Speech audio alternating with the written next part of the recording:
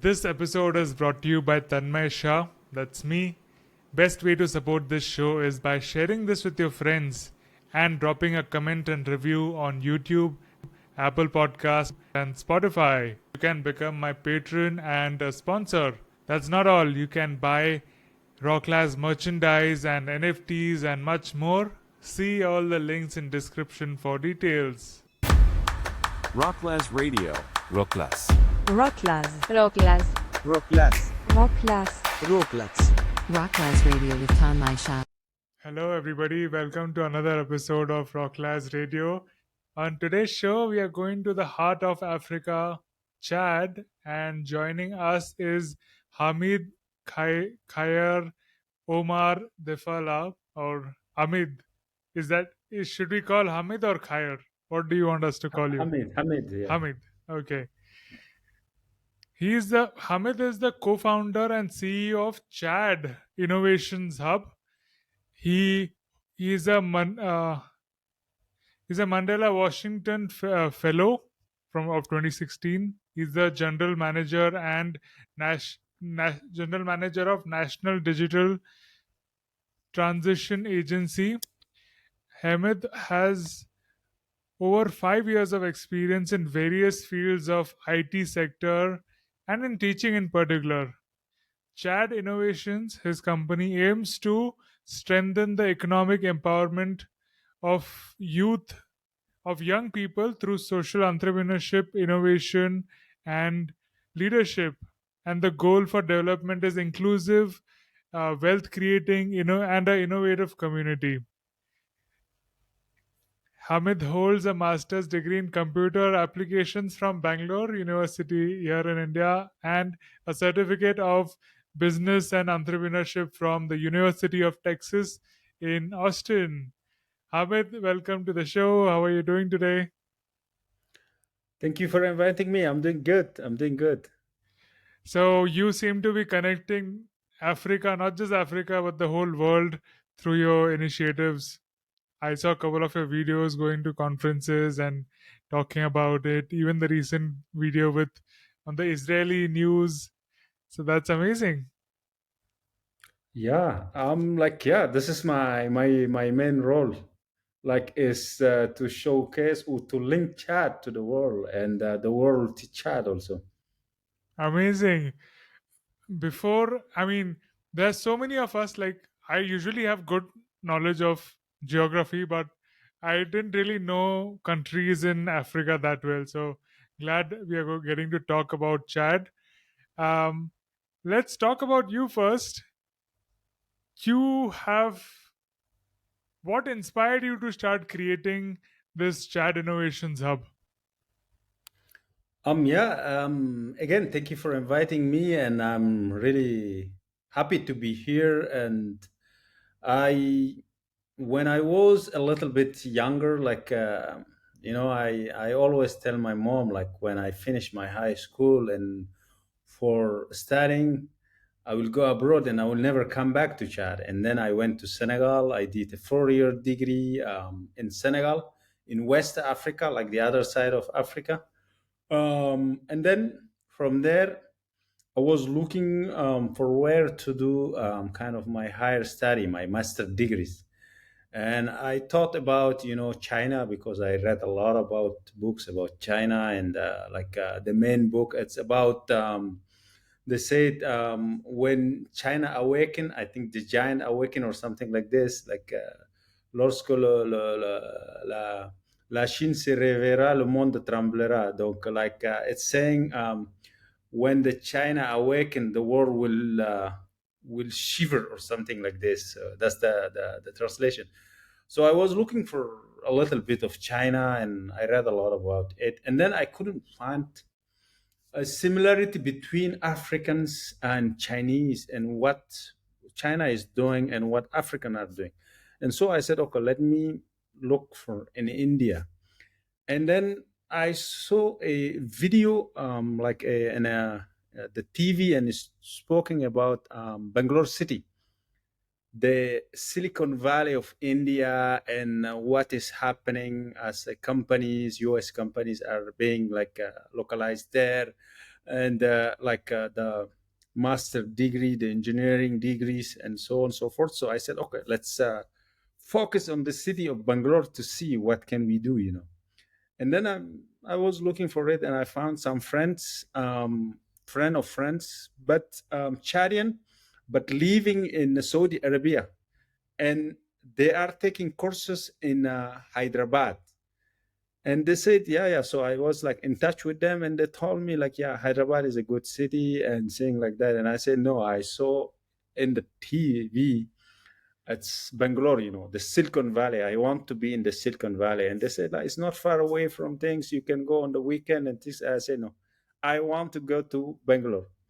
And then I was like reading about India, like Nandana Nilekani, Roti Makrama Khan or something like this. So like it's even inspired me more. Beside, like I have read about Mahatma Gandhi, like the Satyagraha and all those philosophic, of well-being or like disobedience of civil disobedience and things like. So I went.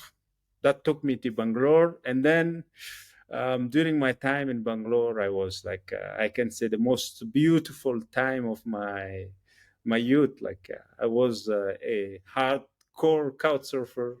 Um, I was always there at the couch surfing meeting. Couch surfing is a community of young, like people traveling backpacker and things. And I host. Can you believe that?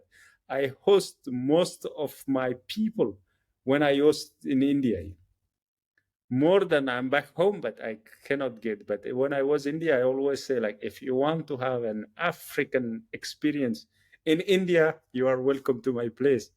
And I have hosted a lot of people, and that's where I study, and I still, have a strong bond with India, a strong bond with people of India. I'm like following Modi, what he's doing in the politics and what he's doing in the worldwide things, and like looking forward. One of my friends is at the embassy right now in Delhi, and like we are looking forward to build like a bridge in India to the world, like through like digital. And beside digital, what I love in India is like the solution, the solution part. If you are an engineer, it's an engineer first for the family, first for your community, and then you move towards IBM or a big company, and that's like really moved me out. And I'm still a big fan of India, and like I always say, incredible India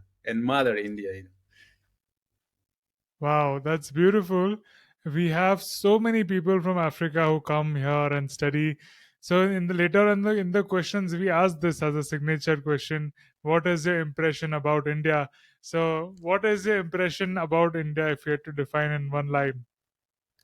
I can say only beautiful. One of my best time, like India has the two extreme, like that's why I'm saying you see the tall building of Ambani brothers, like one of the most richest person in the world, next to an asylum of some really downtrodden Indians. So this is India, you have to really be open, to enjoy all this, like yeah. So some people will say, India is just bad, like only bad experience, or some will say only good experience.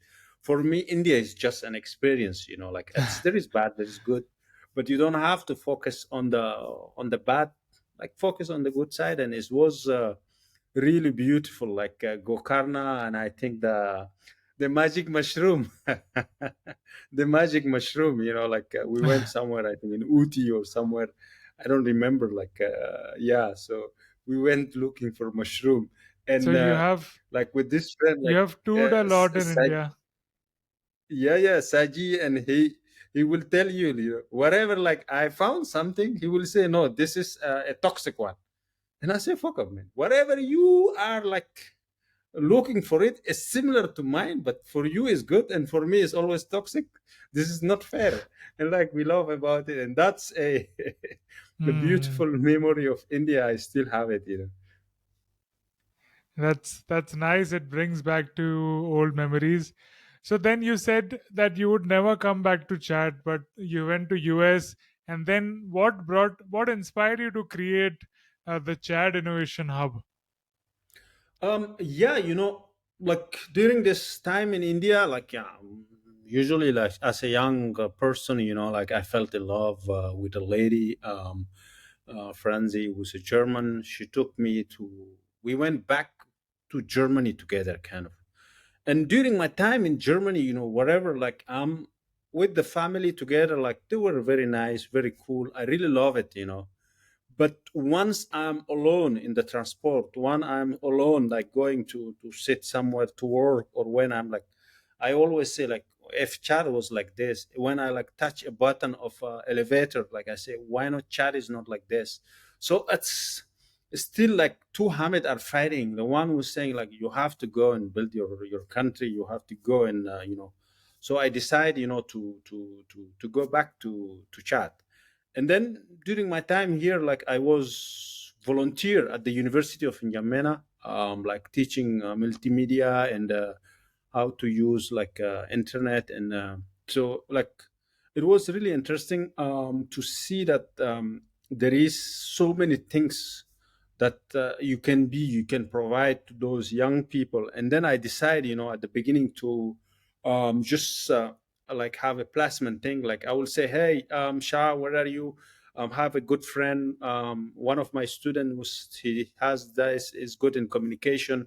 Will you give him like an internship? Will give him a job, like a part-time job? And and that was not really enough for all of them. Like my my classroom was around 70 people, and it was not enough to give a job or like internship or to all of them. So I decided, like I was thinking about, having a space for innovation, a space for creation, a space for like small thing, just giving hope. You come with an idea, nobody will break your idea. Everyone will cheer up your idea and say it's a great idea. You can do it. Like yeah, I'm giving you my own support. This will say like I'm giving you the communication part. This will say like yeah. So it's this is so I wrote down a project of creating an innovation space, and then I applied for the Mandela Washington Fellowship,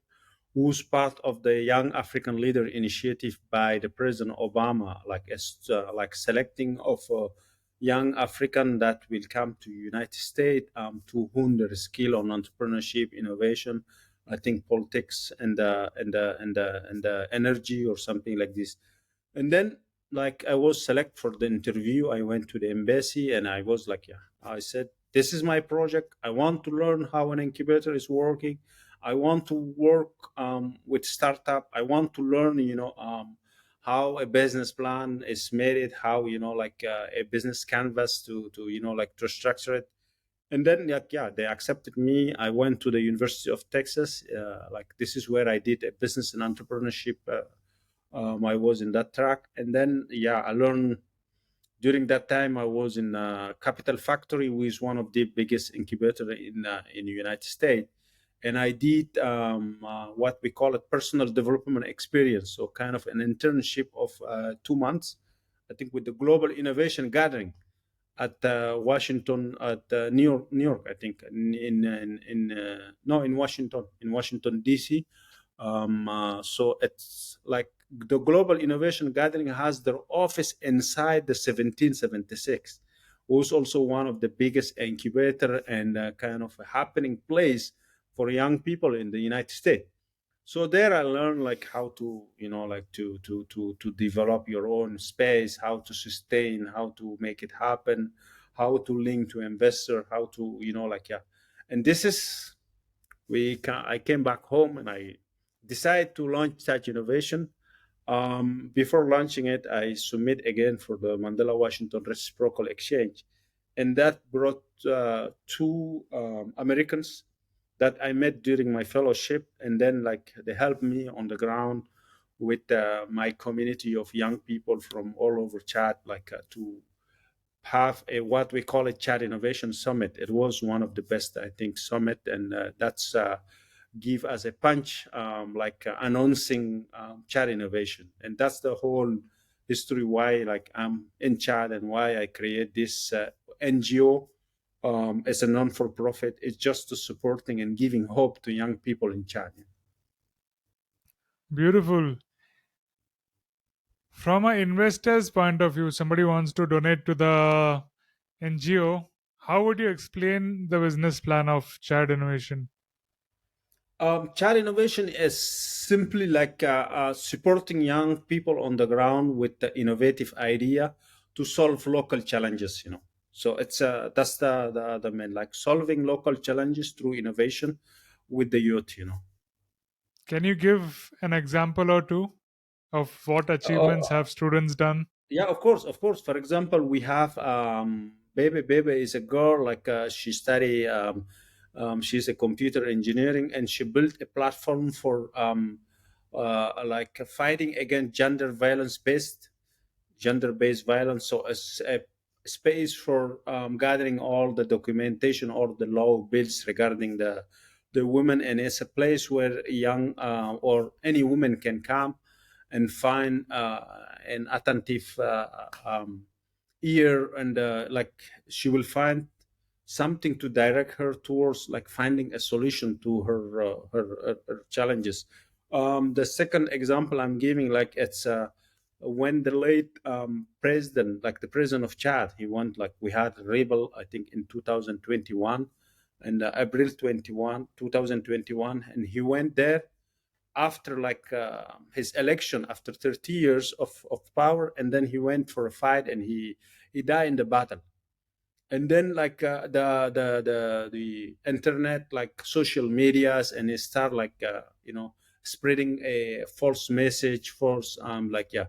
So with Foy, one also of an engineer from, like he studied in Turkish, like Shipper Island, and then he built a kind of a platform that will echo message of peace and union, and yeah, it was supported by U.S. fund, and the technical support of FHC 360s is an NGO, American NGOs, and so on and so forth. We have Geneschool. Geneschool is a new kind of a startup, like social startup, as an edutech using Um, artificial just intelligence. just going deeper in the second example, you said he built platform after the president died in a battle who was fighting for a long time for the stability.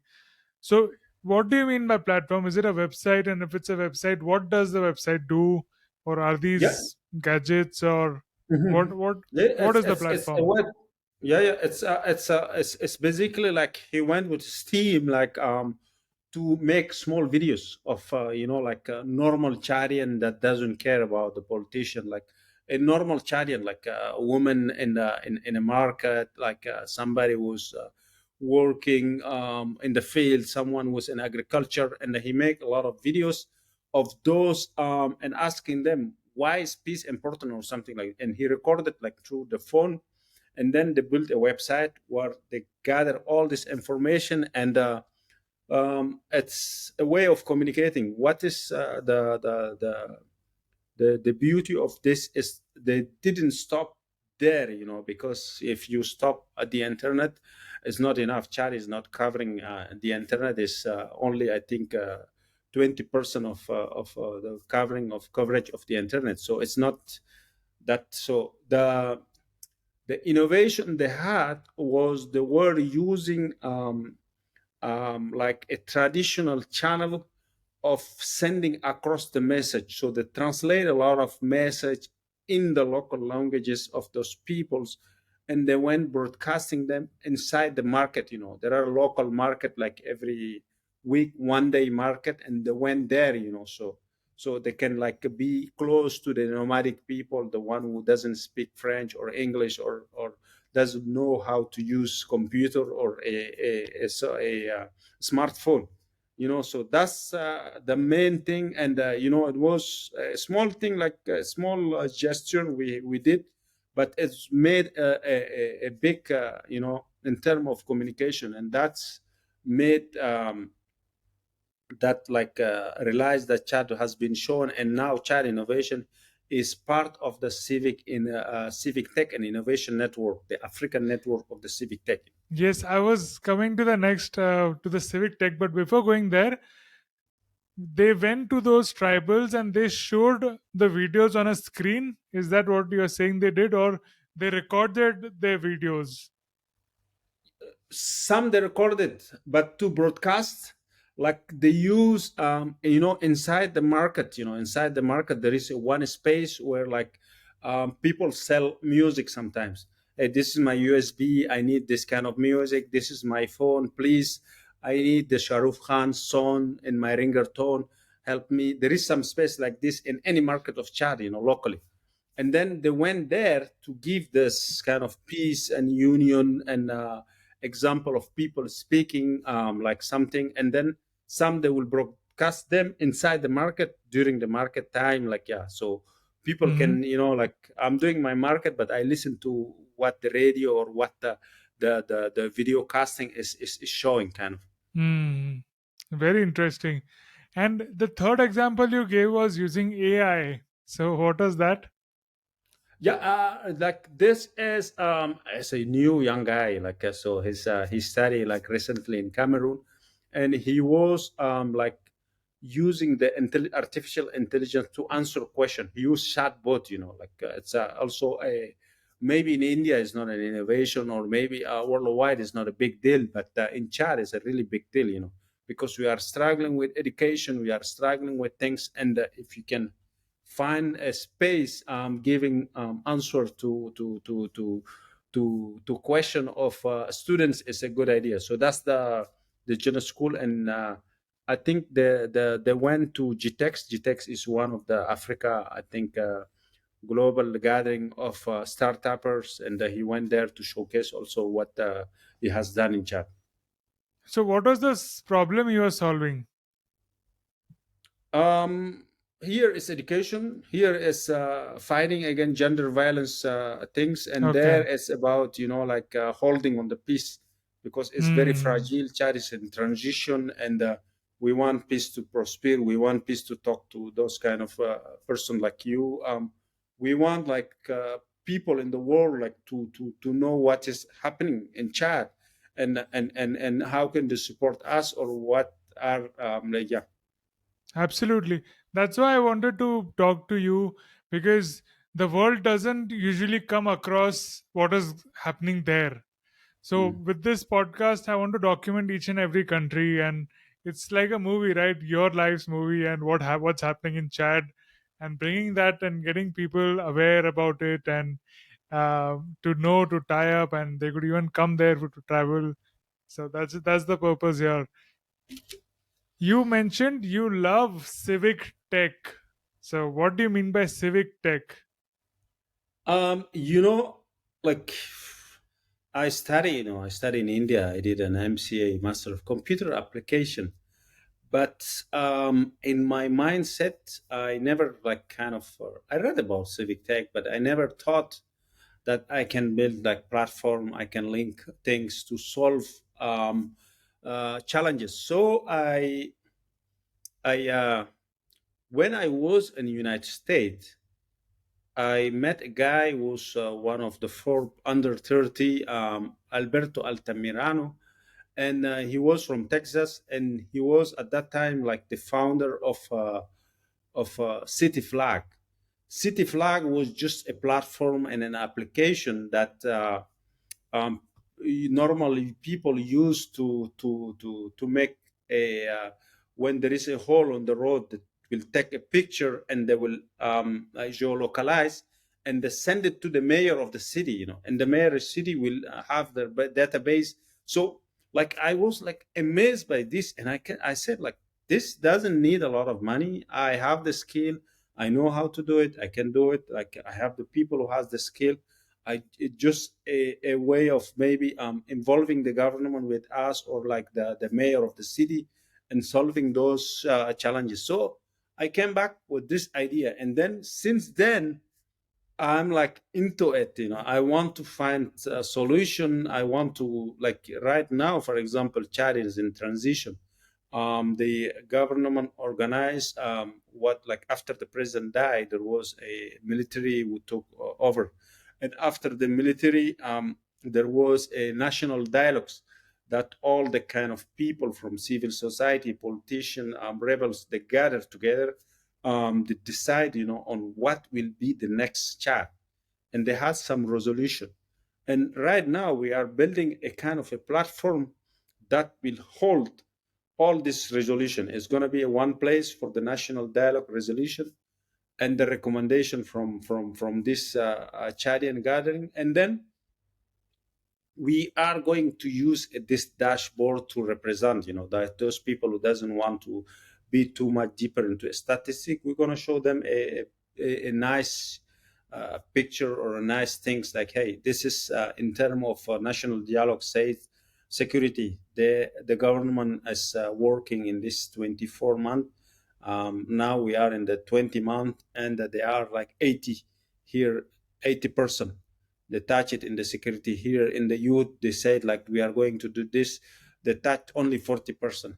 Here is only red because the government is, you see what I mean? Like, so we want to be a force of proposition using IT, but to solve, like to link this IT to increase a little bit the voice of the people, and to also link the government to its people, because sometimes the gap is very big, and we want to reduce this gap between, population and the government. Beautiful. That's really amazing. Hats off to you. You're doing the work for the country, like the government should have done. You're doing a work of that, connecting the people, being their voice, and a place where you can find all the government related things. That's brilliant. I would also suggest you, I'm sure you're aware, but I really love the innovations that the current government in India has got, especially the point where they made a website where you can put your details, like what is your age, what do you do, and that website will show all the government policies and plans that you qualify for. So many a Oh, times nice. government Nice. makes plans, but it never reaches people don't know what Exactly. they can access to, what they want. But with this, with very simple clicks and tricks, Mhm. you can know what you can do, and you know where to Mhm. go for that. So that's, Nice. I really love that. Oh, nice. Nice. Yeah. Nice. Okay. So civic tech, that's very innovative. We talk about social life, but the technologies like this bring and bind the people together. So, okay, before we move on, can you just tilt your camera a bit so that you come in the center of the screen? Yes, perfect. It's good, right? Now. Perfect, perfect. So, I love how Africa is connected. Like, I don't hear any other continent that united as Africa is. Usually, Africa comes to be represented as a country. Like, people talk about Africa as their Yeah. own, no matter which country they are from. So, what do you think about that? And how do you think the civic tech network is working in Africa? Yeah, sometimes, I understand, like sometimes I understand. That's why, like with chat innovation at the beginning, like we start the chat innovation with refugees, because I wanted also to walk the talk, like the African Agenda 2063 of the African Union talk a lot about integration, but we still have borders, So I went to the UNHCR and I said I need three or four, at least one lady and two boy, or two lady and one boy, refugees, lead, that has a little bit a role of leadership to link them to the Chadian community. And then we start like Chad innovation with the refugees, Bello, Abdul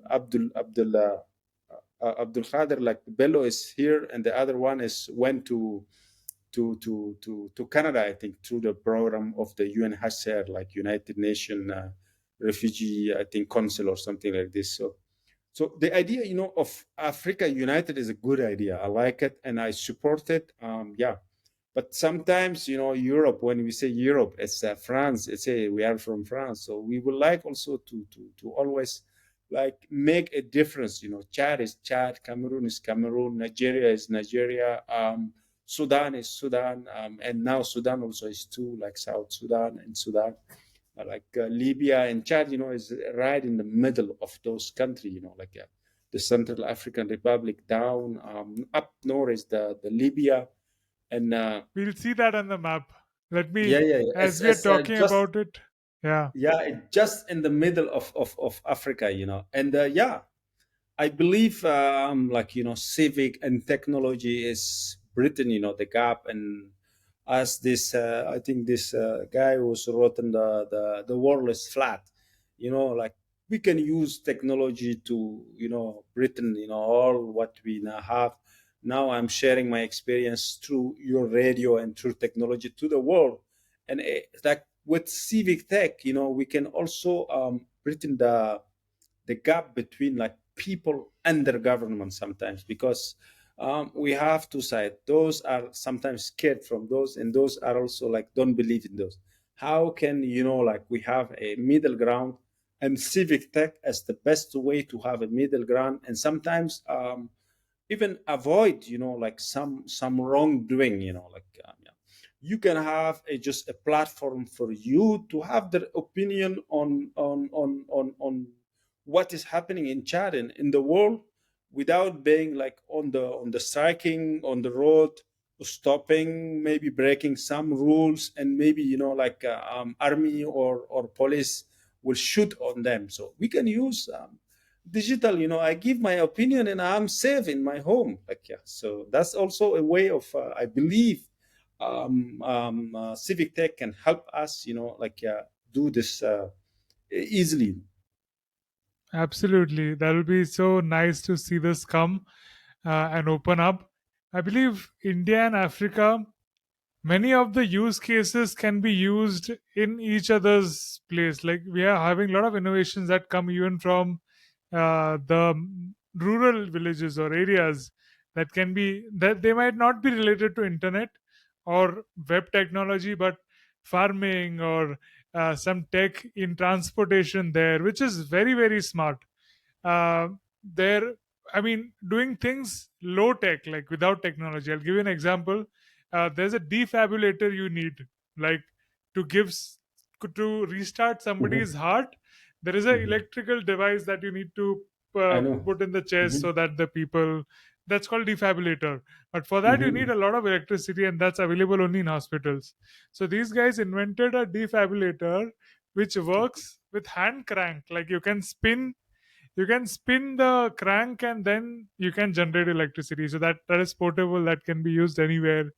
So that's why I wanted to know about innovations that are happening in Chad, and you're glad to know about the civic tech and the other two examples you shared. It's great to see the transformation. I want to dive a bit deeper in how has Chad transformed digitally, like since before 10, 20 years to now, and in which direction it is heading, do you think? Yeah, it's really moving, it's really moving, very quick, like technology, like yeah. I used to say,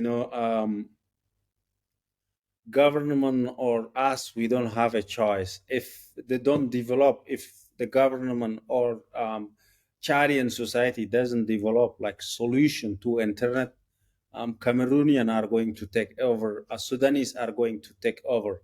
Like this days of saying like borders and things like that, like it's done.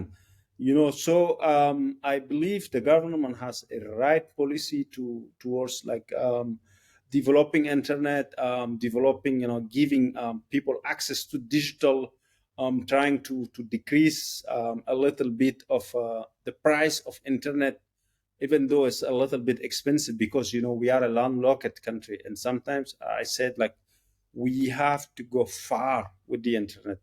We don't have to go slow as any other countries like who are open to the sea. That's our sea. Let's open it up, and that's why we are pushing towards those kind of policy. We are pushing towards like having also a kind of a startup act that will, push people and young people mostly like to innovation, to innovation. Like a startup act can give you the tax, like will not pay tax until some days, until Hmm. sometimes. You are the one who's privileged in terms of funding. You are the one who's, so it's technology is really moving, and the chat is also doing a lot. Even though sometimes, like I understand, like like political transition is a little bit slower, and government of transition doesn't have really a role of, like deploying policy or deploying a technology, but mostly it just to holding for the time of the next election or something like this. And so yeah, it's really, and I the think chat is what move, like chat as 17 to 80% of the internet penetration is not that much bigger. And I know that in this 17 to 80%, um, 80% are like mobile. So it's the mobile internet is the one who's like all over, the place. And I said, yeah, this is also a chance to to have mobile internet more than things like with the job I'm doing with chat innovation. The government discover me in terms of like innovating with nothing much in my hand. So like since 2020, like December, I'm leading a project, like leading the digital transition of the audio visual. So we work on the roadmap, show like a roadmap. We work on like starting the policies, and then the law will pass through the assembly, the MPs who voted, and the government ratified the Genève. I think the bill was Genève when they Union International of Telecommunication countries decide to move towards a digital audiovisual because it's too expensive, and in terms of using, like the so I'm like how do you working on this digital, like transition of the audiovisual. so by audiovisual you mean through cable lines and TV or through the internet? And yeah, I have another question related to that. Yeah, yeah. The both. Like, we gonna install, this new antenna that is going to hold only digital TV. We are going to maybe use one canal to pass so many other TVs on it. We are going to, like, the idea is to have a setup box in your house. That's one is for the TV, one is for the internet, and one is for the phone. So like, yeah, so that's why, like, because as I used to say, like, um this is the new way of colonization through digital. Now we have Canal Plus, with a setup box that will give you 200 something canals in the world. You can see them, and you can just pay a small amount monthly, something like this. So the project I am leading, we want also like to a little bit for culture, to push towards like use the culture, and so some people will can create a local TV, a local show, through a kind of a multiplex on their own. And we have the Chadian bouquet with a lot of Chadian channel on it. We want also not to lose our culture. We don't want to lose also our tradition. So, and then once, like, the business model is to link internet to it and a phone. So you have a setup box, and you have three things at the same time, and you are paying the same price as Canal Plus or DTV or DTS TV, the same. So people will choose us because we have three solution at the same time. That's the business Absolutely, model that that's we are developing.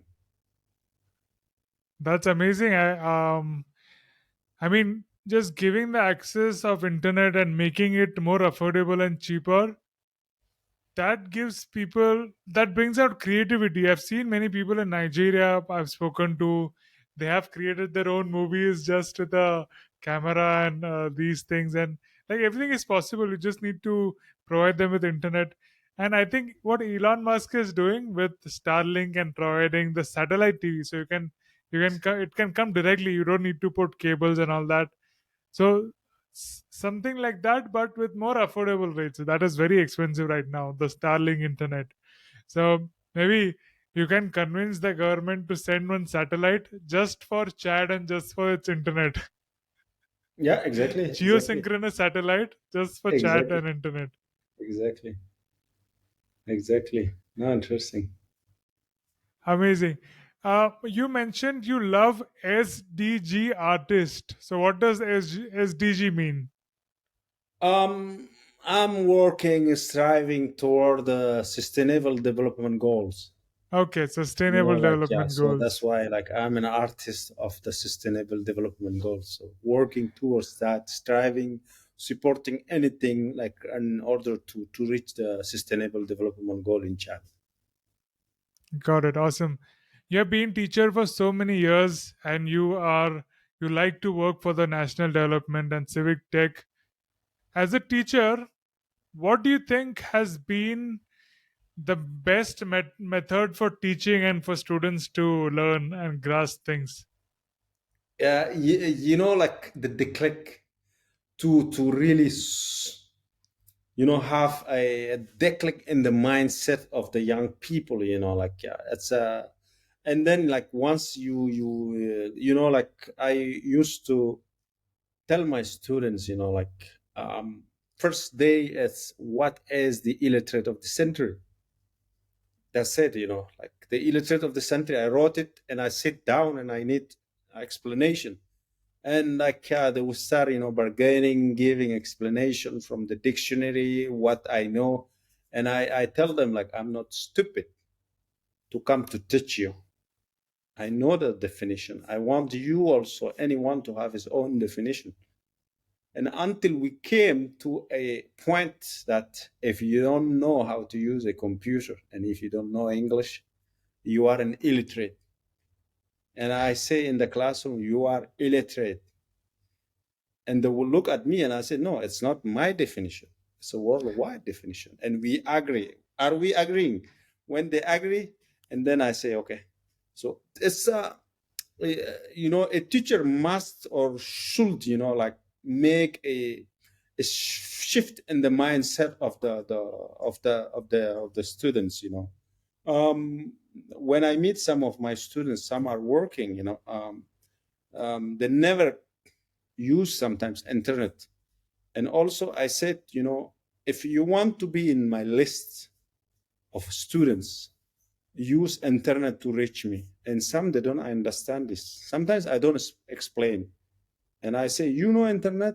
If one say yes, I say, explain to your comrade that if they want to reach me, it's only via internet. That's my WhatsApp. That's my Facebook. That's my Twitter. That's my LinkedIn. That's my this. That's my this. And I write this in the board. And I say, that's it. You want to be in my list? Use internet to reach me. You don't want to be in my list, it's your problem. And like this, I push them. Some they will go and ask their brothers or sister. My teacher told me like this, and then they even use, for example, their friend or their family members' email to reach to my email. Dear sir, I'm like Hamid. I'm your student in the first year degree, and I'll get it. When I get it, I will make a sign in his name. And some they couldn't get it, at the beginning. And then at the end, when I see them working, I say, thank you, sir. Why? What happened? Where are you? What are you doing? I say, thank you. Now I understand, your first day or your second day when you said internet is important.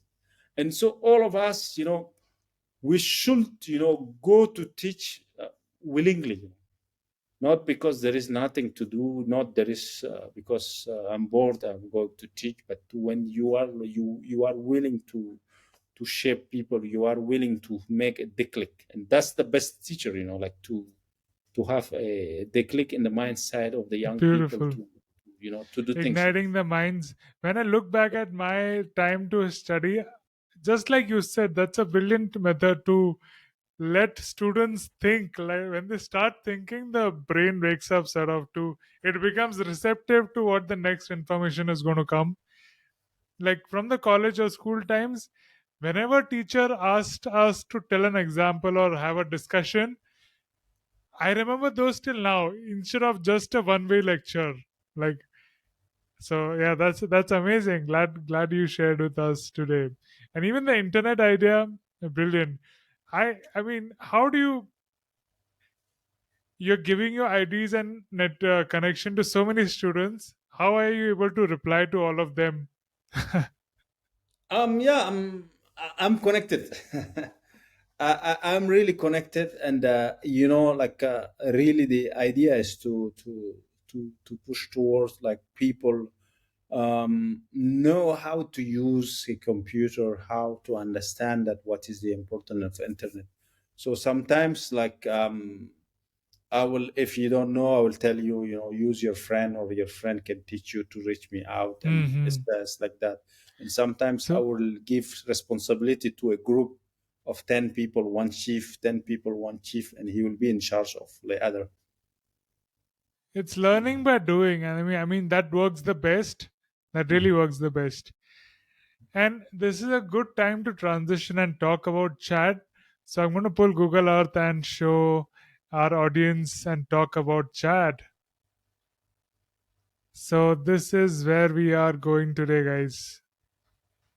Yeah. This is Chad in the center of Africa, as they call it, the heart of Africa.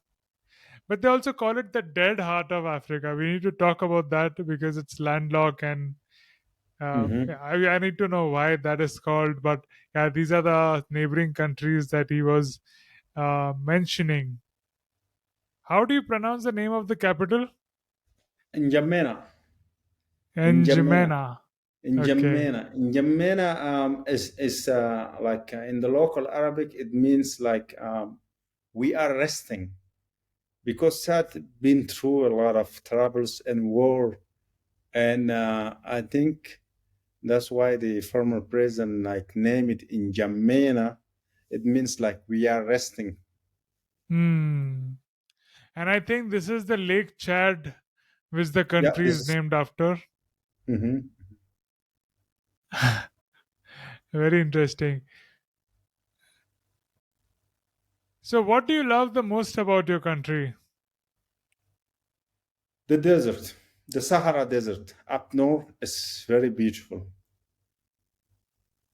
It's How very deep into beautiful. the desert have you been?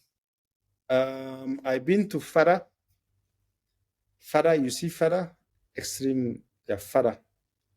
Yeah. Farah. This inside on your, yeah, this is, I was in Farah, and I went from Farah to Arshe. Arshe is up north a little bit. Uh, Arshe, yeah, is a little bit, yeah. So, you did that journey by road? Yes, of course, by road from Jamena. From Wow. Jamena, we went to Farah by road. We went That's a from long Jamena journey in to the. Abeshe. You see Mhm. Abeshe? Where? North, northeast, west, south? You'll have to Down, tell me where it is. yeah, down. Yes, here is Abeshe. You see, Ah. yes, this is Abeshe, yes. So we went to from N'Djamena there, we came to Abeshe, and from Abeshe we went to Arada, Wadi Folk, and yeah, straight to up north to How fire does in it the feel Kada. like to travel in the desert? It's really beautiful, amazing. If it's your first time, you need a guide, and sometimes the guide abide not by the normal rules or things like that. He can say like he just hit the car. Sometimes he hit the car and say go left, and you say why? This is the road, and he say no, this is the road, but I feel like the thing is on the no, on the left, and you follow and you come to the what he's saying. that's the beauty, and But sometimes how do you when find directions in the desert? Like, do um you use with with GPS or some with traditional with with methods? with new technology, sometimes we use GPS and things like that. Once we have all the data in a phone or in a GPS program. But real people, they don't need GPS. They have their own GPS in the head. They know the road, they know the plant, they know the trees. From the trees, from the land, they will say we are in this area. Like, yeah. So, and How then how we do can. they like? Did you ever ask them how do they? I mean, these tribal people, or even before, when people used to travel through Sahara, how do they detect? Because all sand dunes and desert looks the same, right? How do you know That's which what I'm direction you're saying. going Like, yeah. When everything looked at the same, sometimes they look at the star. at the Like night? they look at the Yeah. start up there, because like during in the desert up there is very very empty, and they look for the sun sometimes, for the sun also, because everything is clear. You can see up there is very clear, and they follow those during day, during night, and to move. And once they move from one place to other place, sometimes they know the sun. They will touch it, and they will know, like, we are in this area, or we are not in this area, or Hmm. we are not yet. Yeah. Wow, And just by the texture of yeah, sand. yeah. Beautiful. It's amazing. You see, like, a person, and like how he is convinced to tell you, like, this is the next, or like it's going to be happening this or that. So it's crazy. I took some friend. We went to Kalait. Kalait also is up there, like under fire. And then, like, they wanted to like camp or sleep next to a dune of sand. And then, like, we talked to one of the guide, like, hey, listen, those friend, they want to be next to and he say, okay. So he even don't come inside the car, he went up on the top of the car. He was there, and he will just hit the car. And when he hit, he say left. He show his hand left, we go left. He hit and he say right, we go right. He will say stop. Will stop. He will jump. He will take the sun, and he say okay, straight, straight, straight. And then he Wow. says stop. He say, yeah, you guys can sleep here. I'm going home. You can, guys. I said, like, no, it's a night. Sleep and go in the morning. He say, no, I'm used to it. This my nothing will happen to me. So, and then in the morning when we wake up, and it's an amazing, beautiful, tune and beautiful sun. And then you say, wow, this guy was really a GPS, in motion, kind of. Yeah. Beautiful. And Chad is also famous for its canyons. Let me show on the screen. Really looks beautiful. It reminds me of the Lion King movies, sort of. Yeah, this is the canyon. Guelta, Galta Guelta de Darshe, Arche.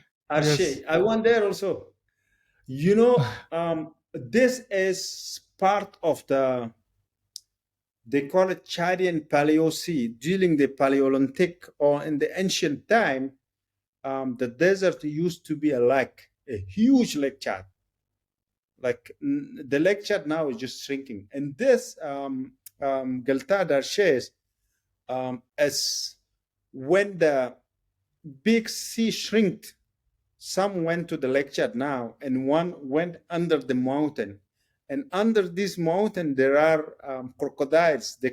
We call them crocodiles. Um, you know, 100 years, 200 years crocodile centenaire in French. They call them like 100 years crocodile, something like this. And this, with the natural transformation, they don't eat. They don't eat anymore like people, or they don't eat like usual. They change. They became a kind of a not not vegetarian, but they were eating fish to survive. You see them. You see them, like, this is the crocodile of Arshe. and they never bite a person, they never attack a person. They became like part of the thing. Yeah, this Very is the interesting. crocodile. Yeah,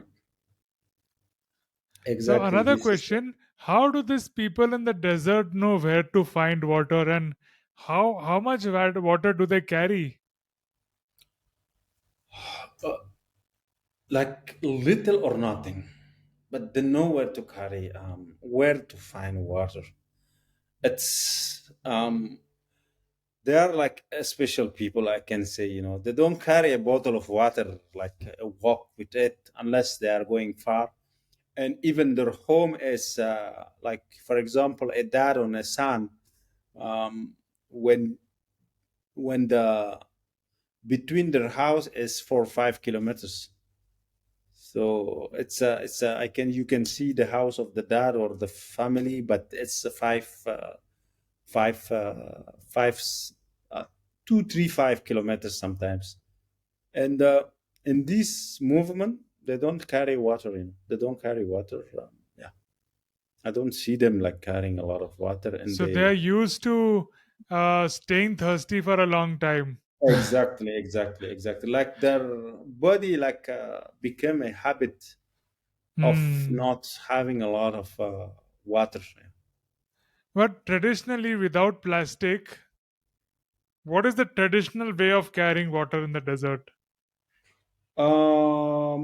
They have what we call it girbe. Girbe is if you kill a sheep or a mutton, you remove the meat inside it with only one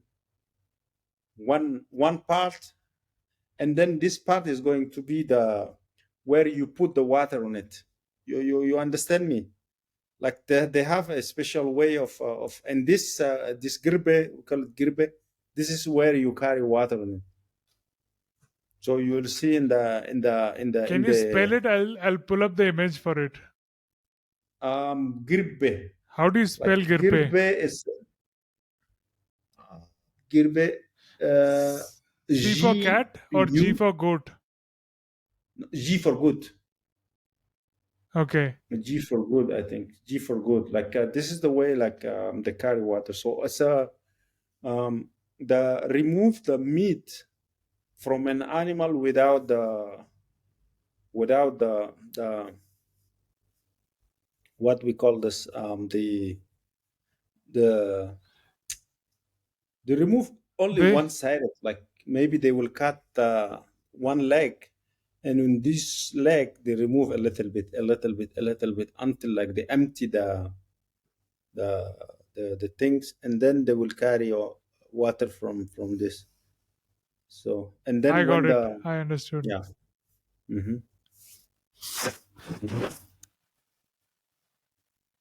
Here's a funny photo. Camel is also drinking from a water bottle. But anyways, next I want to talk about tribes. These are some very colorful people I found. So, very interesting people. Can you tell us a bit about them? Yeah, of course. There are a lot of Chad is a tribal kind of country, As up north, you can find a lot of people from the Sahara, like east part. You can find a lot of. Oh, this is the Wudabe. Okay, this is the Wudabe.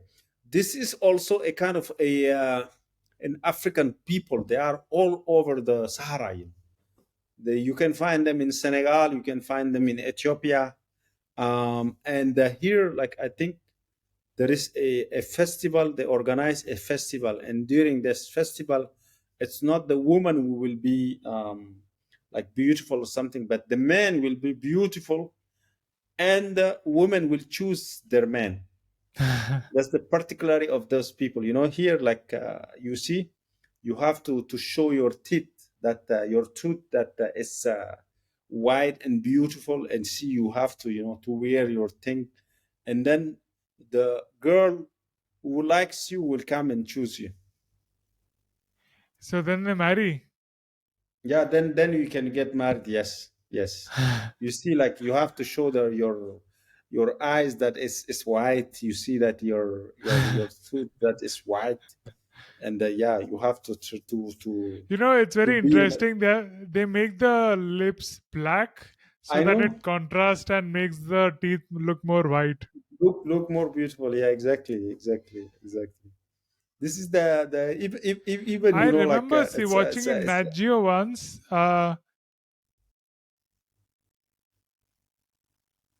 Sorry. no. So you see, like this is the way how to date, how to engage. It's like that. They have also another way. Another way is um, to show that you are brave. It's like Ah, it's you hit yourself. I think like somebody will hit you, and then you don't show anything. By hitting, like I hit you, you don't show anything. You hit me, I don't show. Yeah, and one of us has to win. When you hit me and say, then I lost. oh my God. So yeah, so it's crazy. It's But crazy, and I think one story I had heard seen on Nat Geo about, especially about this kind of people, is they have this thing called wife stealing. Like like even the married wives can select anybody of this and like live for some years with them, something like that.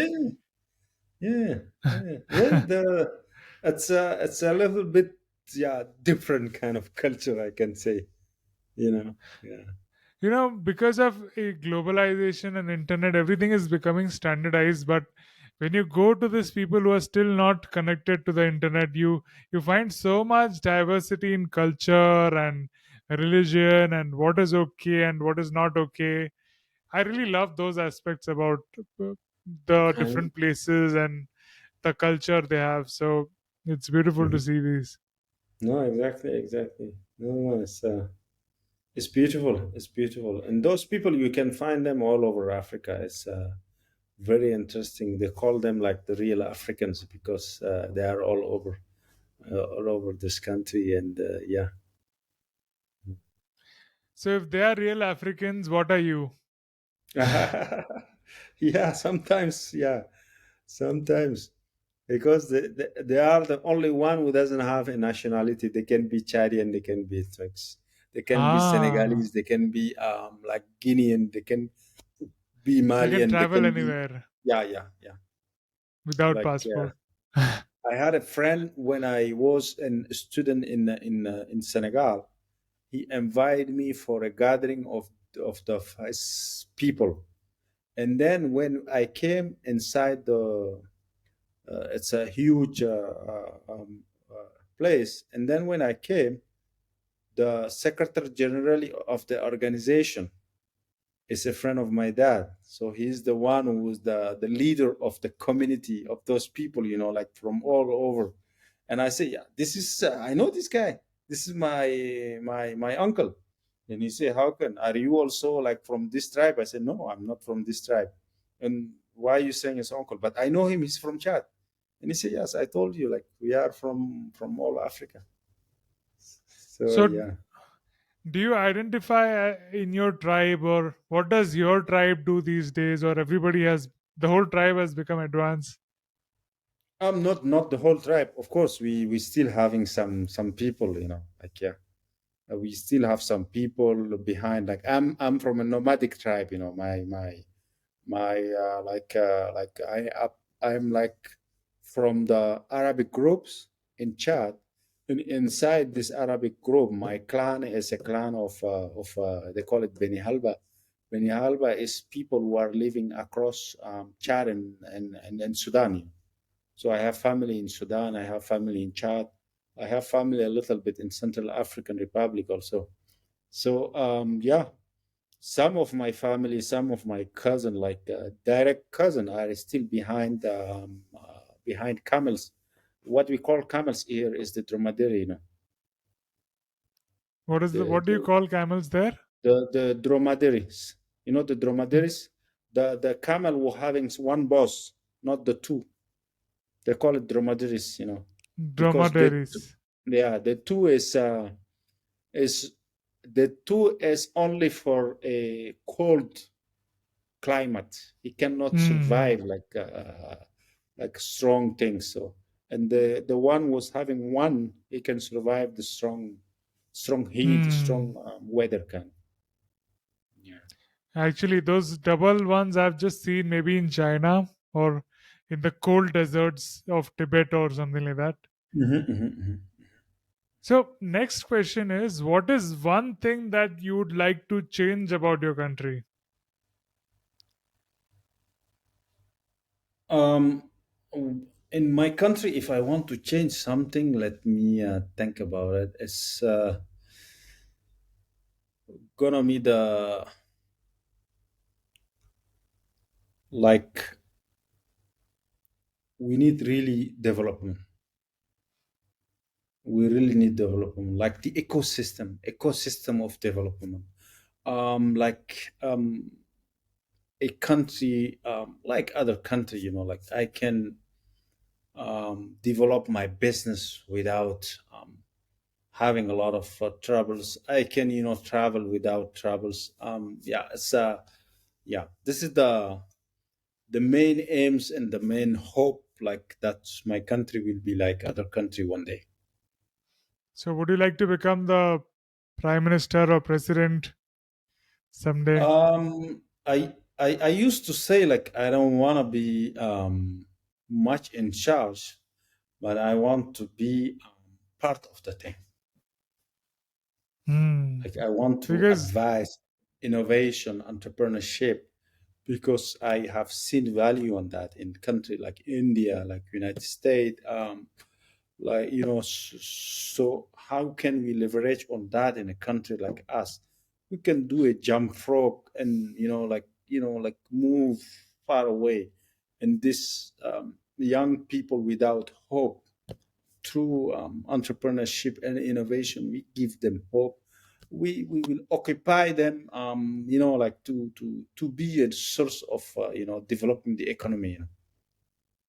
I think under your guidance or you have been, af- with your leadership, I believe that there can be many innovations that are solving problems of Chad, but the use cases are around the world. So some Yeah. solutions like that has happened in India many times. Yeah. Many times there have been solutions which have been meant for India, but that have Mhm, been used in Europe also. Like there's a common thing that we speak a lot of languages and there are a lot of states, right? mhm, So mhm, Google or somebody else does comes and does experiments about different cultures and different things, and those systems they can directly pick and use it in Europe or different countries where there is a lot of mhm, differentiation and all that. So for Chad, I was just thinking, there's so much desert and there was so much sun you get. So why not develop something for solar energy in a way? I mean, what do you think? Like yeah, cheapest yeah. and best, better technology of solar, and that could power Exactly. everybody's home, and also that could act as a d- uh, like imagine a solar which also generates electricity but is also acting as a dish to collect internet, like I know. Like, yeah, we are thinking about it. We are thinking about it. Like, the energy challenges. Like, so many African countries goes through these challenges, and I say, no, Chad, we don't need to do that. We have a huge country. We are a 1,284 kilometers square, and the population is maybe 15 million. So it's the population of Bangalore, I think, just one city in India. So we have a huge space. The desert is not occupied, and the desert will have oasis. This oasis, so many things can grow there. Rice, fruit, whatever. Like it's easy, to. And sometimes you go in the desert, you just have a meter, and you make a hole, a meter, and you leave it, and then water will come, clean water will come, and that's where like people taking it and drink it. So wow. yeah, there is a lot of opportunities. I think like we can use it, and that's why, like I say, like chat innovation is also a force of proposition. We have a kind of solution, like a prototype of a solar solution. is kind of a model mobile solar energy, we call it. So it's a kind of a cart, mobile cart with two wheels, with occupied with a solar panel and a battery and a converter. And the idea is to have a mobile energy, like because um, most of the Africans and the people in the sub-Saharan Africa, we have suns, huge sun. We don't use it even, and then sometimes we run away from it to be in a shade. So if you have a solar panel card, first of all, it's going to be useful to carry things on it. Second of it is as a mobile energy. If I have a shop or if I'm selling fruit in a market, I will carry my mobile energy. I put a little bit of a thermos on it, like charging it. It's gonna like conserve my fruit or my things. Yeah. If and in the night I can bring it back home and to plug in my radio, my TV, my light. My student can, my kid can learn their lesson and things, and I don't have to think about security because it's with me anyway. If I I am was having a thinking, garden, I can take it to the garden, and in the middle of night I will come back. I was thinking about this movie, The Boy Who Harnessed the Wind. Have you seen that? Exactly. So you can have the boy who harnessed the solar energy from Chad. The sun this time. Yes. Yeah, who Yes. harnessed the Yes. sun. So with solar energy, what I think is the cells or the panels are the main thing, which I guess you have to import, like China or India or some place like that. But Mhm. as you're promoting students to use internet, if they can find an innovative way, like the boy in the harnessing the wind, he used things around him to create that, right? Exactly. So if they could figure out some way to do that, that innovation could be used worldwide, so Exactly. I mean, a food for thought. No, no, exactly, exactly. No, I agree with you. I agree with you. We are thinking about it, and yeah, we believe, like we should, find our own solution. Our own solution. We are discussing because right now the challenges is we have huge battery and huge solar panel who is coming from China, and they don't have a. They are not powerful. So the idea is maybe to, like use maybe, I don't know, 3D printing or something like this. Small solar panel, but very powerful, and small battery and very powerful. We are thinking about it. We are thinking Great. about it. I would This is, love to see that. I mhm, want to stay connected and see how everything sure, unfolds. sure. I would really love to see that. Okay, so next question is about festivals. Which are your favorite festivals in the country? Of the country? In Chad, there are a lot of festivals. Yeah, name But one. yeah, the best one was, I think, the festival Gurna. Gurna is from the it's a tribe in the south of Gurna. I think Gurna is in the south of southeast with Cameroon. It's a border of people between Chad and Cameroon. So it's what is really interesting is um, like when you see the people, like the initiation process. There are I'm young just people. interrupting for a moment. Can No you problem. type the name of the festival in the chat? You'll see a bubble on the top or the bottom right. So I Yeah. can show the audience as you're speaking.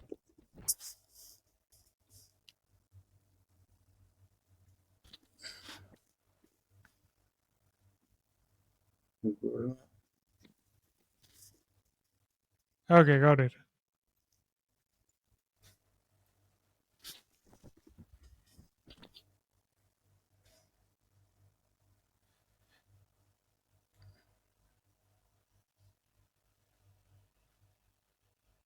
Okay, The so tell Gurna me which one of this it is, because when I tap chat festivals, it is again showing me uh, these um, people.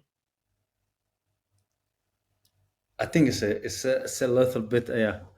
No, no, no, no. Did you put Gurna? Yeah, Gurna, Gurna festival in Chad. yeah, or Gurna chat, Yeah, or this yeah, yeah, Gurna, Gurna. Okay, take the another one, Tupri festival. Tupri. Yeah. No, Tupuri. Type it in the box, please. Yeah, I type it. Tupuri Okay. festival. Take it.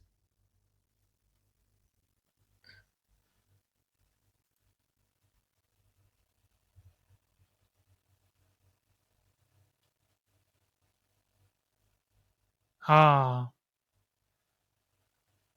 this right? This is the Exactly. one. Exactly. Exactly. As a real African, and they are still like holding on to their own, like source. And it's a tribe between, Chad and Cameroon. Mm-hmm. So yeah. So see, this example is a north of Cameroon. I think one of them, like you choose.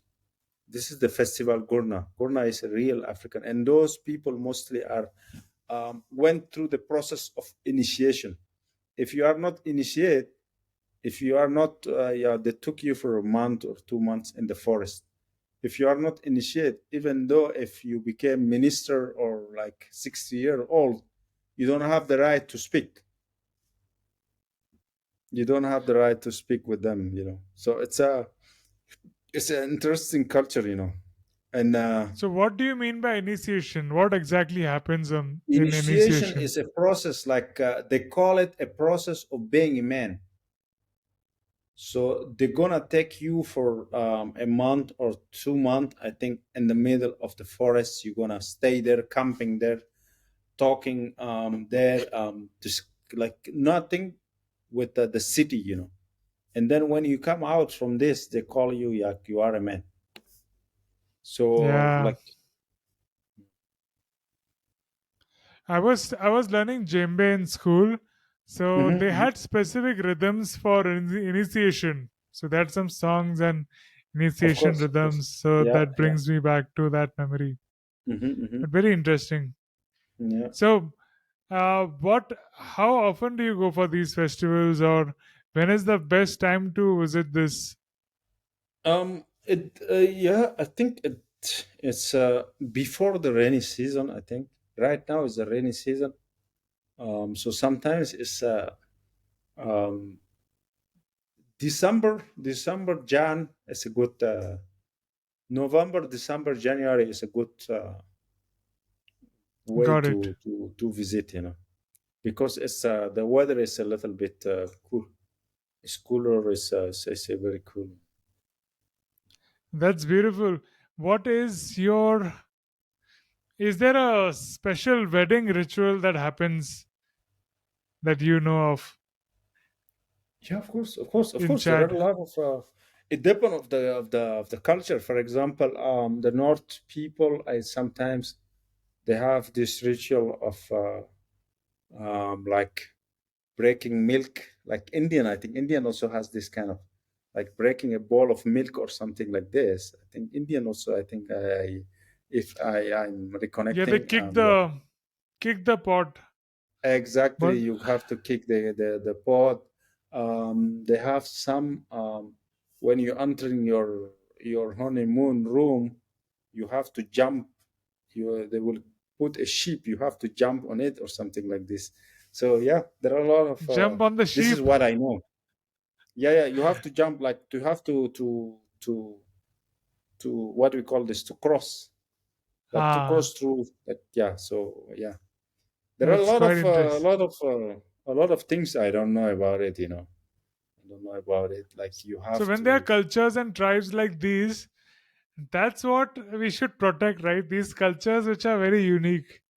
Exactly. Otherwise, when the globe becomes, I mean, it loses the taste and the fun if everybody becomes the same, right?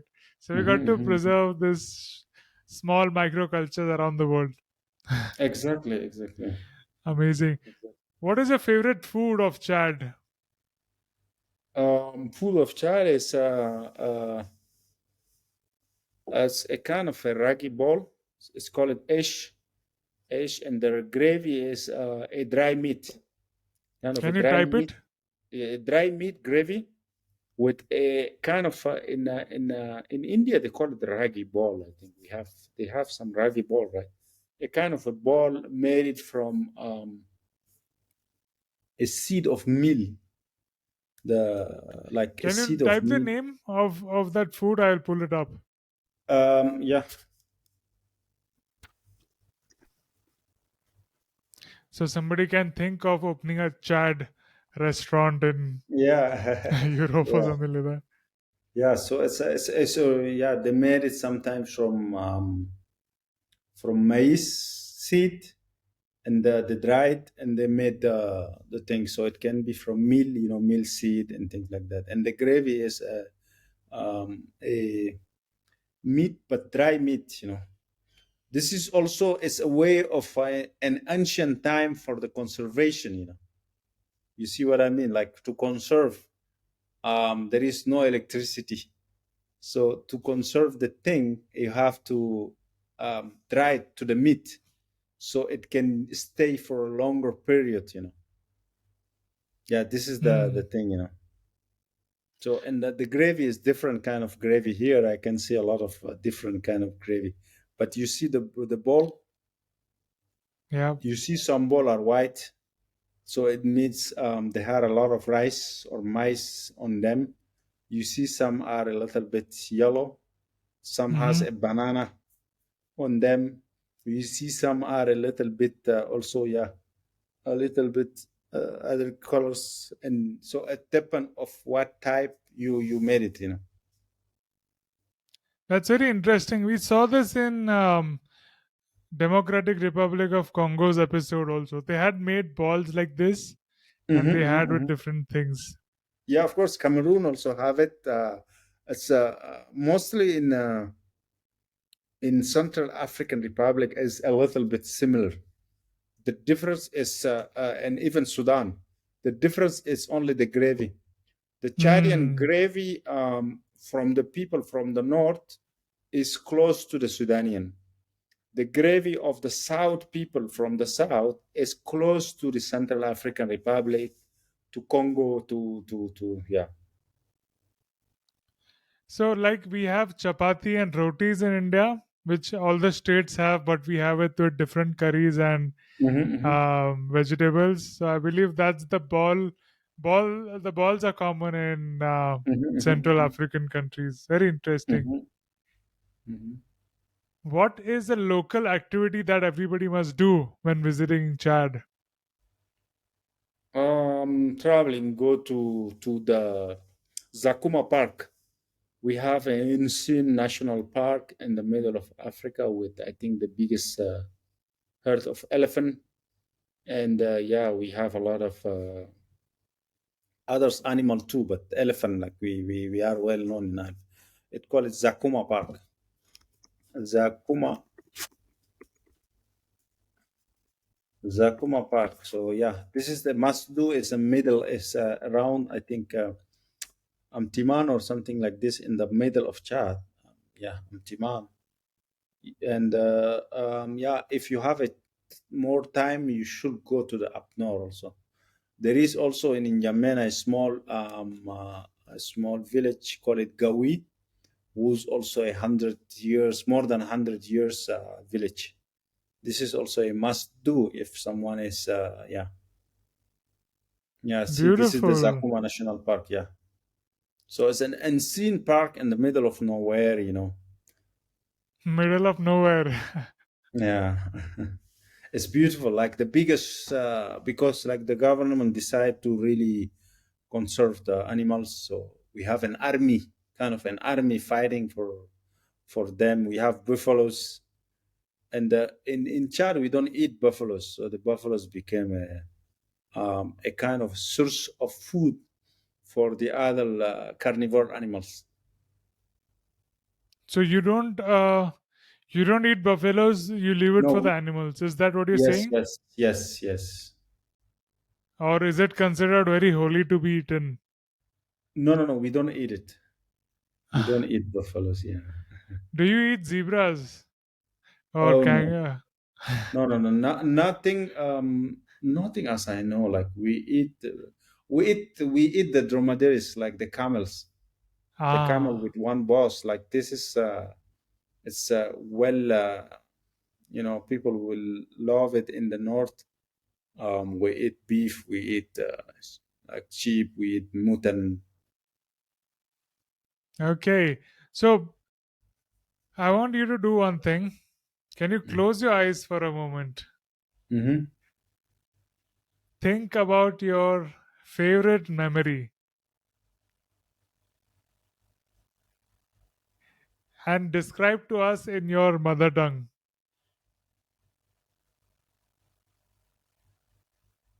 Right now, Yeah. يوم مشينا أمريك ودخلنا مكان واحد مشر كافيتيريا الناس سيادة أميانين وقعدنا يعني داخل وجابوا لنا أكل وشربنا والأميان الواحد ده قاعد بيتكلم كهو بقى زول معروف في أمريكا ده يعني يوم اللي أنا يعني حسيت في نفسي كأنا زول ما أميان وعندي فرص كثيرين وما قدر سويت شغل يعني هسه ده وأني وهسه يعني أنا أخدم لنفسي إن شاء الله. Wow. Now can you tell us what does that mean? Can you tell in English? Like I was in a blind restaurant during my fellowship in the United States, and it was a really dark restaurant.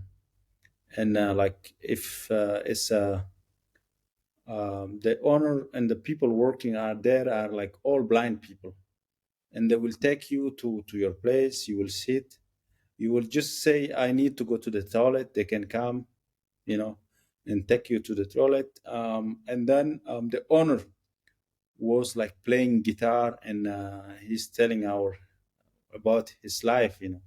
So he was, I think, one of the first American like a sport. He won so many medals for the United States, like at the national level.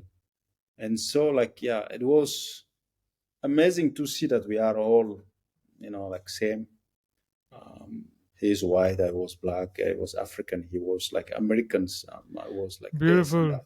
So all were like the same. And beside that, if he is a blind and he can sing, he can play a song, he can speak, he can be a champion. What is the reason for me, with all these opportunities, and at least I have my eyes to see. So I don't have a reason. So it's a really beautiful experience I had in my life. Beautiful. Even I get very inspired from people who are less abled, Hmm. especially abled, because then we think that they're doing so well, and we should be able to do that or even more better. As you said, we don't have any excuse or reason to not be our best, not live to our whole potential. Yeah. Mm. Amazing. What are some other less known facts about Chad that we still haven't discussed? Um, it's the best country. It's a beautiful country. People are very nice, and sometimes people come with a stereotype. They hear about, for like sometimes security reason. And by the way, I hosted an Indian guy who was hitchhiking through Africa, and he came to Chad and he went to drink. So yeah, don't let people, you have to have your own experience. And people of Chad are beautiful, really open to foreigners, and it's really a beautiful country. So that's the fact, like people doesn't know. If you look at Chad, it's only, if you Google it, army, military, some will say like it's a Muslim country, some will say like, yeah, this and that. Only all the reason to not do Chad. But it's a beautiful country, and yeah, the population are really welcoming. Beautiful. The human connect is always there no matter where you go. So, this podcast again is something to have a deeper connection, to get something unfiltered news, and it's without propaganda. So, it's in a way connecting people with the actual people living there. Mhm. Next question is from the investor's perspective of somebody wants to start a business in Chad, coming from foreign. What can they invest in? What are the sectors you would advise them, or what opportunities you can tell them about? Yeah, Chad is mostly like the transformation. We don't have much energy. We don't have much industry. Industry at small scale to transform like fruit to juice, milk to not be, like because we have a fruit season, and once the season is end, like at the season you will find a lot of fruit until the animals is eating fruit because we don't have industry to transform it. So in the transformation sector there is a huge place for investment. In the telecommunication sectors also we have a lot of like distributing enter in the fintech, and unless the two internet and like a telecommunication provider, we don't have a sector that is working in the finance. Expect some banks are not all over the world in Chad. So this is also in the fintech. Also, is a lot of opportunities to invest. And I can say, Chad is a new country. It's a really new country, and everything can be an opportunity here, especially transformation technology. Amazing. Yes, where there's so many things to do there. So why there's a Yeah. lot of opportunities. Now we are coming to the signature round, and these are some fun questions that we ask everybody. Name three people, living or dead, that you would like to have lunch with. Elon Musk, Sheikh Zayed of Dubai, Elon Musk, the yeah, and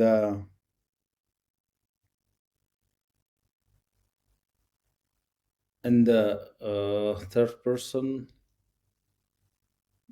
Sheikh Anta Diop, one of from Senegal. Sheikh Anta Diop is a Pan-Africanist from Senegal. He wrote a book that is still. He is the one who shown that, like, proven that the pharaoh of Egypt are black people. So Sheikh Oh Anta wow, Diop. I didn't know that. That's a Yeah, fun fact. yeah. So this is the man. Like his name is Sheikh Anta Diop, and like the Western did all they can to not let him, like flourish. Like they So refuse how did he him. prove that? How did he prove that the He pharaohs of used Egypt were used a technique at that African? time called it carbon 14, carbon 14 or something like this, and with a fragment of the pharaoh, the fragment, and showing that they are black people. And From the yeah, mummies, he took the from the samples. mummies, yes, exactly, exactly. Very interesting. I didn't know about that. Mhm. We are going to have a person from Egypt, archaeologist, in few in a week or two. That's very interesting to know. I want to quickly rewind to the memory you were speaking to us. What language were you speaking in? In Chad, we speak Arabic. We No, speak. when you what is your mother tongue that you recited that memory Okay, to yeah, us? my mother tongue is Arabic. My tribe is from the I'm from the Arab group of Chad, so it's a Okay, local got it. Chadian Arabic. So now coming back, what if you could ask one question to these three people, what question would you ask them? Um, to Professor to Elon Musk,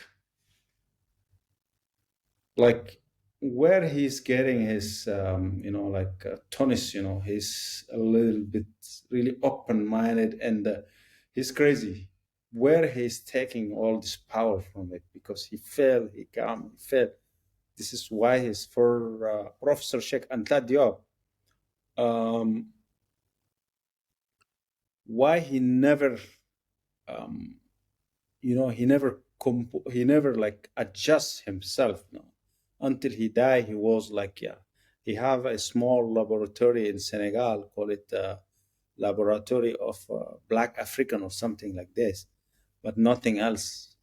So he never like, accept to be,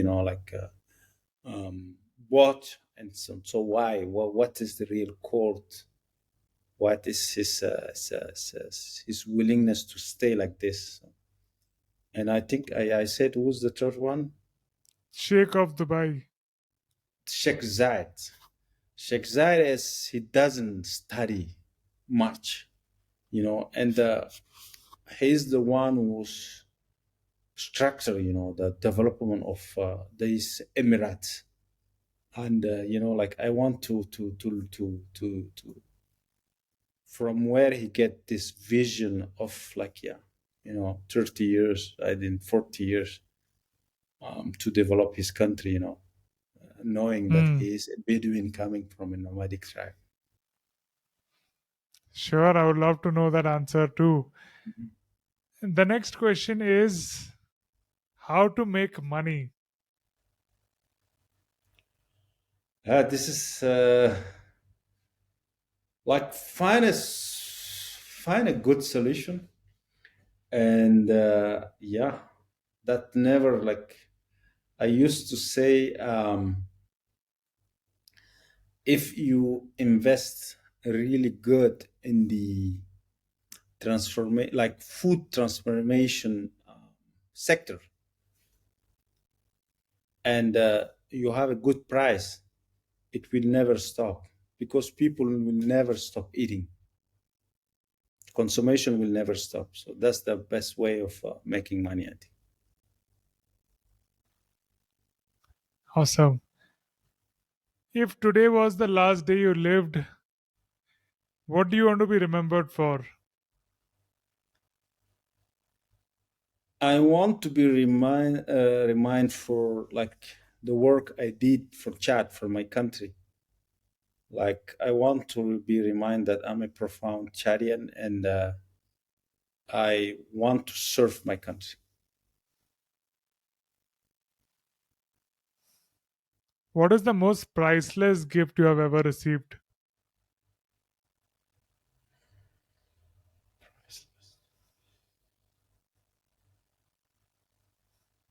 Priceless. I Like it's always so want. precious that there is no value for it. A gift like that. Okay. Like I think.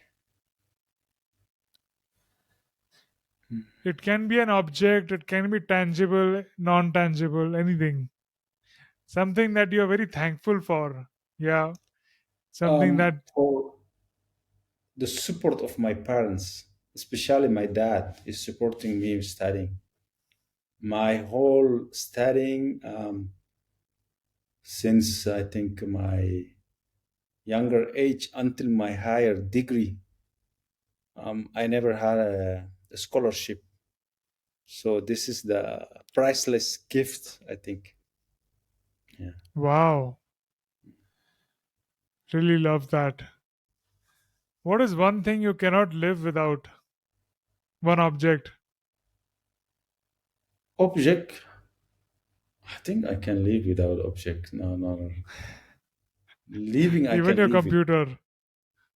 A little bit, yes. And like, yeah, sometimes I can leave my computer. What are your views on the metaverse? It's a new thing, we have to jump and learn, and they said, there is a word I always use to for technology. It's when there is a wild animal, you will bring it, you will bread it or something like this. So dompte, they call it in French. So um, let's go towards metaverse. Let's learn how to use it, and let's face the wrongdoing to make it good doing. What does art mean to you? Art is the meaning of life. Sometimes I believe, like without art, without philosophy, you cannot survive. What do you think art does for the society? It's create a bridge between people, between community, between society.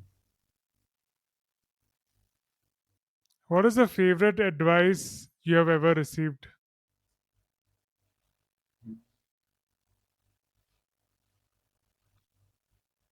Or a life changing advice?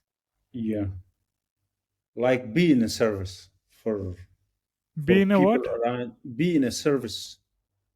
Be in a service, like for people around you, for your friend, for your family, for your neighbor. Like yeah, anything, be in service, like you are in service always.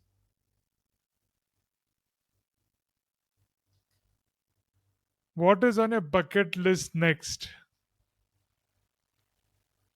Move from chat innovation towards a fab lab or a maker space, especially to print out or designing prototypes for like broken leg, broken tooth, broken things, like to find like localized solutioning. That's really amazing.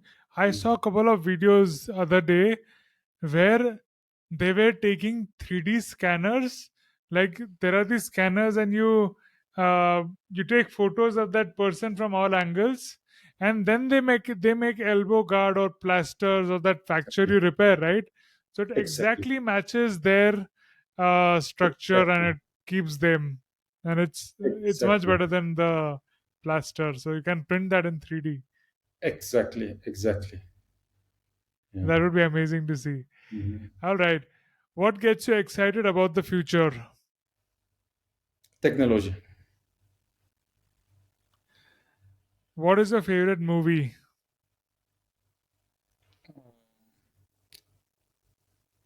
What there is a what we call it this. There is a movie of the father-in-law of Ashwarya Rai, Amitabh Bachchan. Amitabh Bachchan. Uh, he is a father. What I forgot about the name of the movie, but I know the history. Like he was a father of I think two boy, a girl, and Salman Khan is just a son. He pick up and he grow up with his kid. Like it's Hema Malini and uh, and uh, and him. And he was working in a bank, I believe, and he got retired. He did all he can to his kids, and when he get retired, they separate him with his love. Bagban. Bakba, that's my best movie. Bakba. I never thought I would be able to guess this movie, but as you kept telling the story, then I understood. Exactly. Wow, Bakban was my best movie because it beautiful. shows like how we can be hypocrite sometimes, like What towards is your our favorite book? book. Cheikh Anta Diop, Nation Nègre et Culture, the Black Nation and Culture, Cheikh Anta Diop. That's where he's talking about a African culture and African unity, and yeah. Wow. I'm very keen about this book and the artist. Can you just type the name? I'll try to find a link and put it in the description. Yeah. Because I really like to know about cultures of different places. So I would be very interested in knowing about this.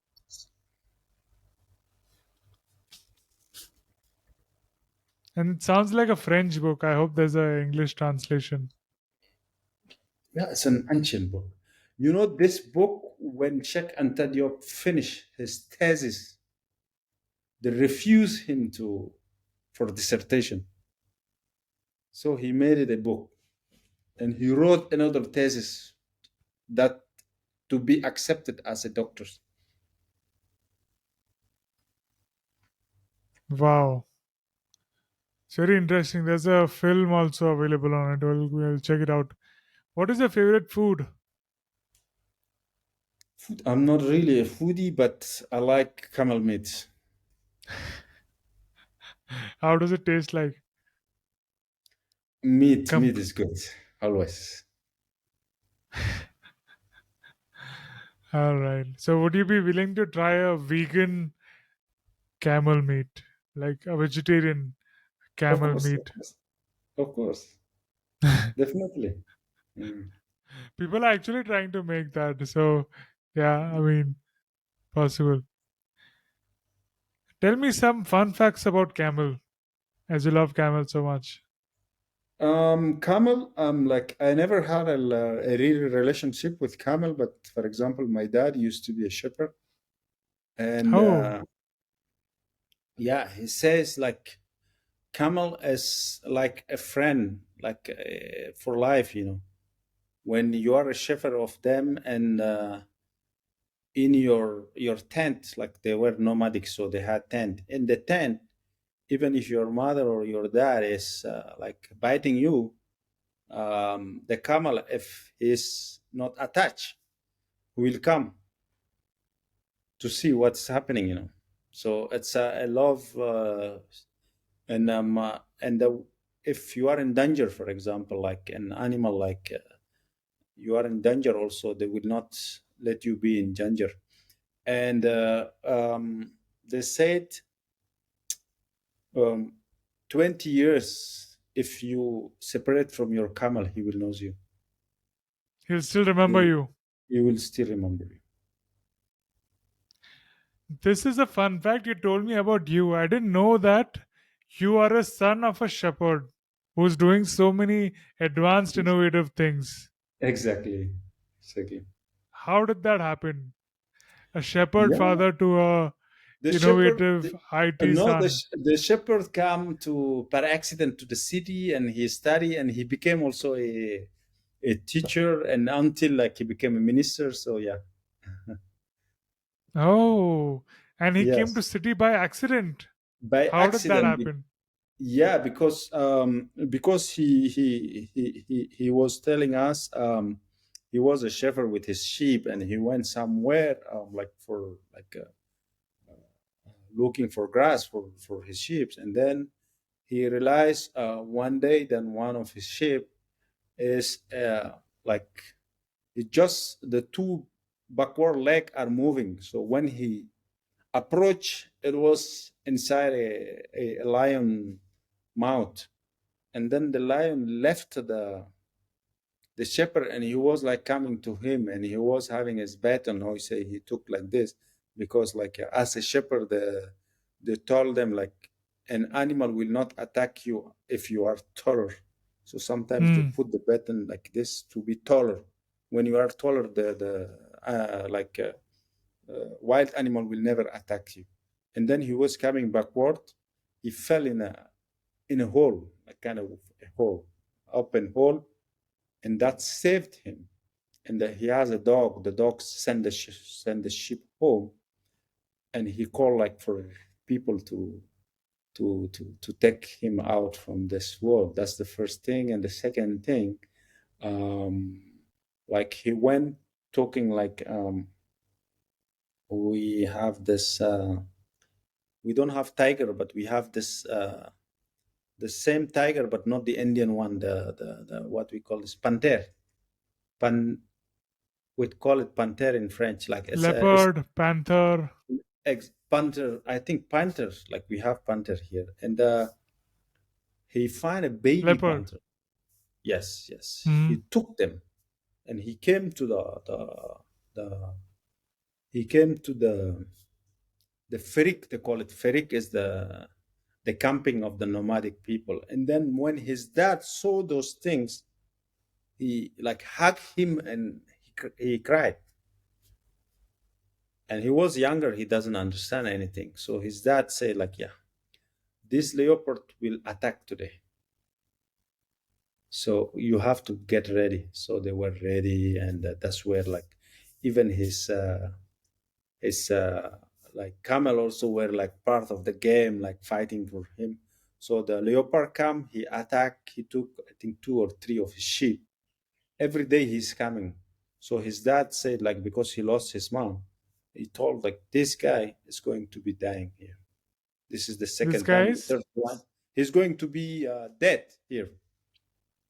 Like the leopard gonna kill him, or he's gonna do another thing and he was get killed. Send him to the city to his brothers.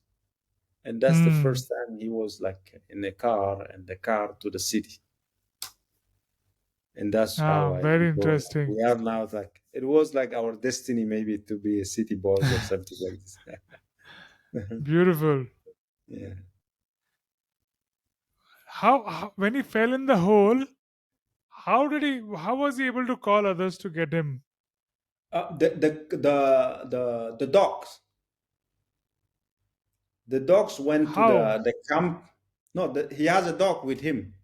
So the Uh-huh. dogs knows how to where is the camping, and the dogs is a trained dog to resemble the sheep. He resemble them. He send them, to back to the ferry, like, yeah. And Oh then my the god. The dogs dog assembled the sheep and went back to the camp. went back to the camp and alert the people and saying like, this guy, like, he's somewhere, like, come with me. And then he took them to where he is. Yes. Yeah. Dogs Wow. also are like very intelligent animal. Very, very smart. Mm. What do you like to do for fun? Dancing. I used to dance a lot. I still love to dance. What kind of dance? When the music is there, I dance. I don't care. I follow the rhythmic. Ah, okay. Amazing. If you had the power to go in the if you had the power to time travel, where would you go? In the past or the future? If I had the time to travel, where I will go?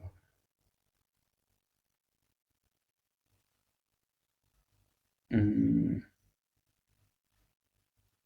I will go back to those time of people who doesn't lose much into their mind. They can, tap to you around day, time, ancient people mostly. Because today, like, I'm like forgetting things, and sometimes I'm like scared. Because the ancient people, when they are telling you something, they will tell you like on the 2 February in 1776 at 10 p.m. I was talking to this guy, name this guy, his dad is this guy. And I was not alone. I was with XYZ, and I was with this guy. And we were sitting in this. So I cannot remember that. So I want to be like back with those people to learn, how to, have a powerful, extended mind. Absolutely. As you're saying, I was thinking you are in the desert, and if the whole world knows about the clothes that they wear in Dubai or in Saudi Arabia, Mm-hmm. so do the people of desert in your country also wear those long robes and those rings? Yeah. Yeah. What is the clothes of the nomadic people? It's like a turban, because yeah, it's turban is serving for all the purpose. Like, again the sun, again the sand, again the heat, again the cold. Like, you see the turban, like they have turban sometimes hide their head, their things, and so mostly turban, and they have a kind of a jalabia, like kind of a cloth, like Indian kurtas, sometimes. Exactly, that's the turban thing, yeah. That's the turban thing, yeah. That's mostly of the nomadic people has turban. Yeah, It's this is very the turban. similar to how people wear turbans in India. Yeah, exactly. I know the Rajasthani, especially. Yeah, Yeah, because there's a desert in Rajasthan also. yeah. So then they have these long kurtas underneath. Then they Underneath. have, yeah, especially, yeah, the long curtains. Yeah.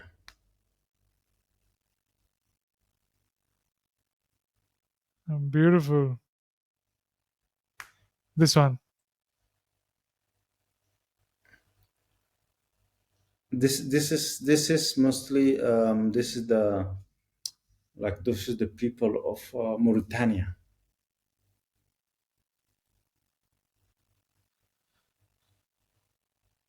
What advice would you give to your younger self? Like to learn by doing. Like, yeah, sometimes I feel like we lost a lot of times studying without doing, and everything is gone, kind of. So, but whatever, like we are doing it, it became a habit. Yeah, and that's what you're implementing, right, with your students. You are Mhm. teaching them by doing. Like you Yeah, try, figure it out. You don't mhm. understand, come to me and then we'll Yeah. teach. What are you curious about? Technology. Okay. How the technology unfolds and how it goes. Exactly.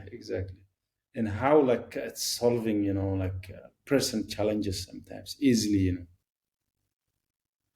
What do you think is the biggest accomplishment so far? Like eh, artificial intelligence, I can say. Right now, like I'm full into it. Yeah. Even though So sometimes being like at it's a even though sometimes here we being have to use VPN to use AI. But I believe, AI is solving a lot of challenges. I don't need an assistant. I don't need X. I don't need somebody who take notes. Like I just have outer, like put it, listen, and then like, yeah. So it's amazing, how it's solving challenges. And sometimes I used to write, like, yeah. So now I write things and just I ask the AI like correct if there is some verbal or something wrong on it, and I put it, and then so it's like time is money, and it's moving really fast. I really love it right now. beautiful. Thank you. We're coming to the end of the show. Thank you so much for being a guest today. Are there any parting words? What parting words would you like to say to the audience? I would like to, like to make a call for like people working on innovation, entrepreneurship, and we are leading an NGO working in this field, and we really need support. We really need support, any kind of support for our startup, for the ecosystem, for chat. We are open and we are willing to work with anyone. And thank you for like reconnecting me, like really to India and to the world through your radio, and looking forward to maybe like a face-to-face show, or maybe why not localize in Chad, like, yeah. Thank you. Absolutely. Looking forward to it. And yes, please be a guest when you visit India. And yeah, looking forward to that. Um, how was your experience today? How was your experience? Do you have any feedback for me? Very interesting. Very interesting. I'm really happy to be here, and thank you for inviting me. Yeah. Thank Thank you. you.